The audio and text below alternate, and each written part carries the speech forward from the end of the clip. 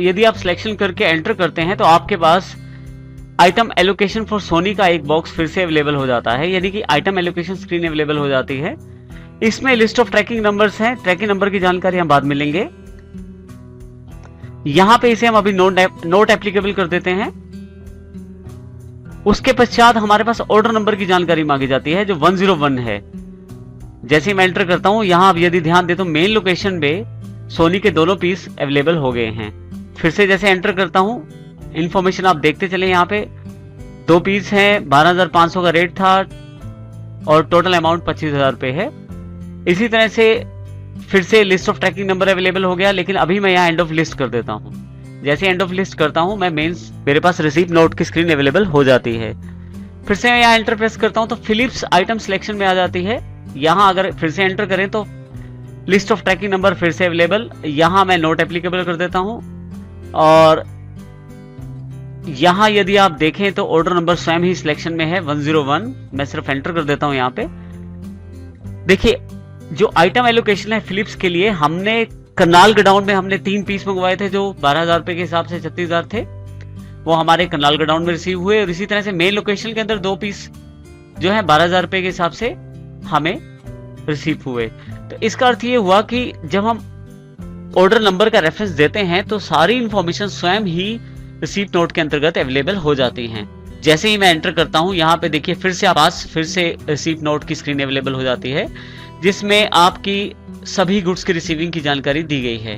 यहाँ यदि मैं ब्लैंक करके एंटर कर दूं तो नरेशन लिखने के लिए मेरे पास जगह है, वो मैं टाइप कर सकता हूँ।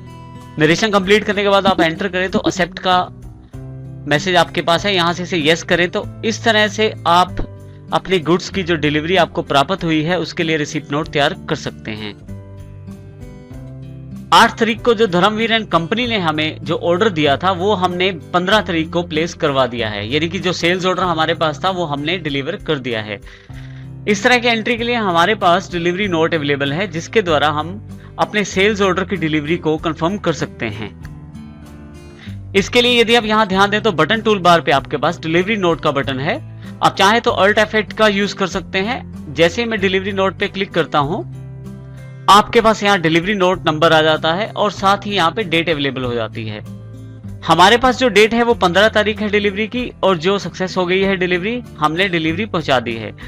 तो ये जानकारी स्टोर करने के लिए डिलीवरी नोट में डेट चेंज करते हैं हम सबसे पहले। मैं यहाँ 15 तारीख कर देता हूं। जैसे एंटर करता हूं मेरे पास रेफरेंस की जानकारी मांगी जाती है। आप चाहें तो रेफरेंस दे सकते हैं, यहां मैं इसे ब्लैंक छोड़ देता हूं। उसके पश्चात पार्टी का अकाउंट नेम मुझे देना है, उसके लिए मेरे पास लिस्ट ऑफ लेजर अकाउंट यहाँ अवेलेबल हो जाते हैं। हमने जो डिलीवरी प्रदान की है वो धर्मवीर एंड कंपनी को प्रदान की है, तो यहां से मैं लिस्ट ऑफ लेजर अकाउंट में धर्मवीर एंड कंपनी सिलेक्ट कर लेता हूं। जैसे ही लिस्ट ऑफ ऑर्डर आप एंटर करते हैं आपके पास लिस्ट ऑफ ऑर्डर अवेलेबल हो जाता है। यदि आपको ध्यान हो तो सेल्स ऑर्डर जो हमारा था वो 202 नंबर था, जो 8 अप्रैल की जो सेल्स ऑर्डर था। इसे मैं यहां से सिलेक्ट कर लेता हूं एंटर करके, और जैसे एंटर करता हूं उसके बाद यहां से एंड ऑफ लिस्ट सिलेक्ट कर लेता हूं। मोर टर्म्स ऑफ पेमेंट यदि होते तो वहां यहाँ पे हमारे पास अवेलेबल हो जाते। इसी तरह से रिसीप्ट डिटेल्स अगर कोई है तो आप वो भी दे सकते हैं। देखिए स्वयं ही टैली ने बाय डिटेल्स फिल कर दी है, और यदि आपके पास सेल टैक्स नंबर है तो वो भी आप फिल करें यहाँ पे। जैसे ही आप एंटर करते हैं अब की बार सेल्स लेजर सिलेक्शन में आ जाती है। लिस्ट ऑफ लेजर अकाउंट्स के अंदर आप सेल्स सिलेक्ट करें यहाँ से। अब महत्वपूर्ण बात यह है, पर्टिकुलर्स यदि आप देखें तो सभी जानकारी यहाँ पहले से ही फिल हो गई है। डिलीवरी नोट के अंतर्गत name of item Philips TV है, 2 पीस हमने उनको दिए थे और दोनों पीस की जानकारी यहाँ अवेलेबल है। इसी तरह से लेनोवो G560 का मॉडल था, उसकी जानकारी भी यहाँ अवेलेबल है। तो इसका अर्थ ये हुआ कि जब मैंने ऑर्डर नंबर, जो सेल्स ऑर्डर नंबर मैंने कंफर्म किया, तो उसके साथ ही सारी इंफॉर्मेशन यहाँ अवेलेबल हो गई।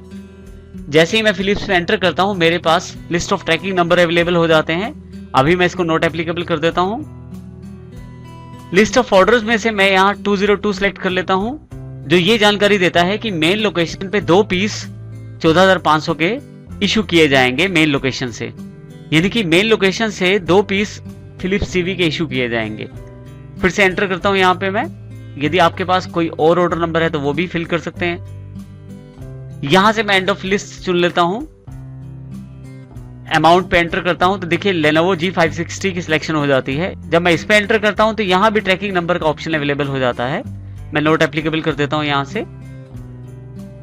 ऑर्डर नंबर 202 सिलेक्ट कर लेता हूं और यहां पे देखें ध्यान से तो मेरे पास पहले से ही डिटेल फिल हो गई कि ये जो क्वांटिटी है कहां से इश्यू होनी है, मेन लोकेशन से।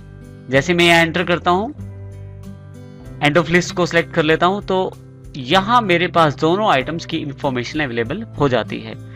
ब्लैंक छोड़ के यदि आप एंटर करें तो आपके पास यहां नरेशन का बॉक्स सिलेक्ट हो जाएगा। नरेशन के पश्चात जैसे ही मैं एंटर करता हूं यहां पे एक्सेप्ट का मैसेज मेरे पास अवेलेबल हो जाता है। यहां मैं इसे यस कर देता हूं। धर्मवीर कंपनी को जो हमने डिलीवरी दी उसमें से एक टीवी हमें वो वापस करना चाहते हैं जो फिलिप्स कंपनी का है। किसी कारण से वो हमें ये वापस करना चाहते हैं। इस प्रकार की एंट्रीज को हमें रिजेक्शंस इन के अंतर्गत स्टोर करना होता है, रिजेक्शंस इन के अंतर्गत रिकॉर्ड करना होता है। इस प्रकार की सेल्स रिटर्न को हमें, इसके लिए हम रिजेक्शन इन का वाउचर तैयार करेंगे। यदि आप यहां ध्यान दें तो रिजेक्शन इन और रिजेक्शन आउट के दो वाउचर हमारे पास अवेलेबल है। रिजेक्शन इन और रिजेक्शन आउट के दोनों वाउचर इस वक्त डिसेबल है। इन्हें एनेबल करने के लिए हम फिर से फीचर्स का प्रयोग करेंगे।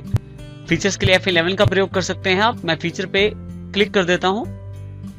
यहां पे यदि एडिशनल इन्वेंट्री वाउचर्स के अंतर्गत यदि आप देखें तो यूज रिजेक्शन इनवर्ड और आउटवर्ड नोट्स हैं जिसको मुझे यहां यस करना है। तो यहां मैं इनको यहां यस कर लेता हूं। जैसे मैं यह यस करता हूं एक्सेप्ट का मैसेज आ जाता है। मैं एक्सेप्ट कर लेता हूं चेंजेस को। जैसे एक्सेप्ट करता हूं यहां देखिए मेरे पास रिजेक्शन इन और रिजेक्शन आउट दोनों वाउचर्स जो हैं वो एनेबल हो जाते हैं। तो किसी भी तरह की रिजेक्शन जो आपके पास वापस आती है उसको रिकॉर्ड करने के लिए रिजेक्शन इन वाउचर का आप प्रयोग कर सकते हैं। इसके लिए मैं रिजेक्शन इन पे क्लिक कर देता हूं। आपके पास यहाँ रिजेक्शन इन की वाउचर स्क्रीन अवेलेबल हो जाती है जिसमें फिर से ये डेट अवेलेबल है। यहाँ पे हमारे पास जो डेट है वो 18 तारीख है तो वो मैं चेंज कर लेता हूं सबसे पहले। जैसे एंटर करता हूं मुझे यहाँ लेजर अकाउंट देना है जिससे मुझे वापसी प्राप्त हो रही है। जो लेजर हमें सेल्स रिटर्न कर रही है उसकी जानकारी मुझे यहाँ देनी है। तो धर्मवीर एंड कंपनी है जिन्होंने हमें फिलिप्स का टीवी वापस किया है। मैं धर्मवीर एंड कंपनी को सिलेक्ट करता हूँ। जैसे सिलेक्ट करता हूँ यहाँ कस्टमर नेम और एड्रेस देखिए खुद ही फिल हो जाता है। अब यहाँ एंटर करके नीचे आए। यहाँ नेम ऑफ आइटम बताना है कि जो आइटम आपके पास वापस आ रही है सेल्स रिटर्न में उसकी जानकारी हमें यहाँ नेम ऑफ आइटम में देनी है। मैं जैसे ही P प्रेस करता हूं क्योंकि हमारे पास फिलिप्स का एक टीवी वापस आ रहा है तो P प्रेस करता हूं। लिस्ट ऑफ स्टॉक आइटम के अंतर्गत फिलिप्स सिलेक्ट कर लेता हूं। यहां देखिए आपके पास आइटम एलोकेशन स्क्रीन अवेलेबल हो जाती है।